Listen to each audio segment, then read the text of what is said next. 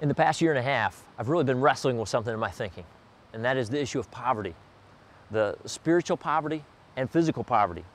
And then how do I as a Christian show the compassion of Christ towards both situations? And sometimes they collide and you find people in both situations. How do I accurately minister to that person? And is there ever a sense or a time in which I can minister wrongly the compassion of Christ and do more damage than good?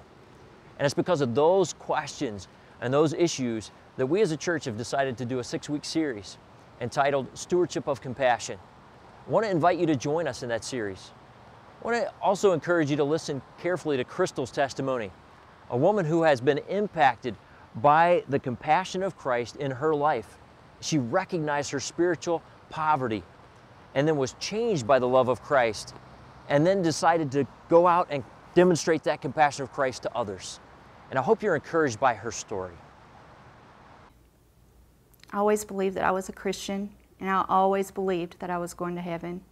I believed this because I prayed a lot, mostly about my own sinful desires. But I went to church occasionally, and I was a pretty good person.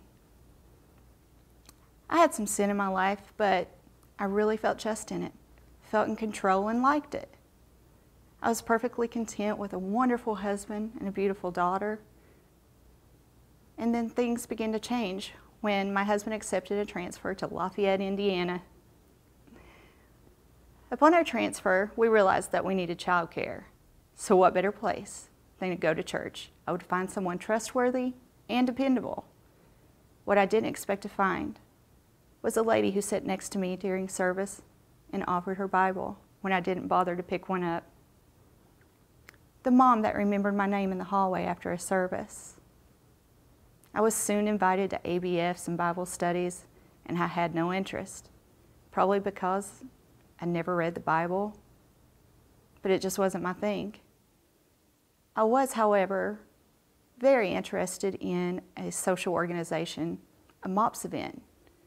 So I became a member, and on the first visit, I could clearly see the compassion of Christ.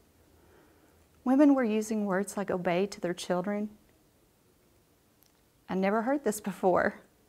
They were demonstrating, teaching their children about God's love. I even had a mentor mom follow me to my car one day. She began to pray for me when I didn't know I needed prayer. With this inspiration, I went home and I began to open the Bible for the first time. Each night my husband would come home from work, and I would questions upon questions for him to answer about the Bible. For the first time in our marriage, we sat together and we talked about biblical truths. It was soon that I realized I was a sinner.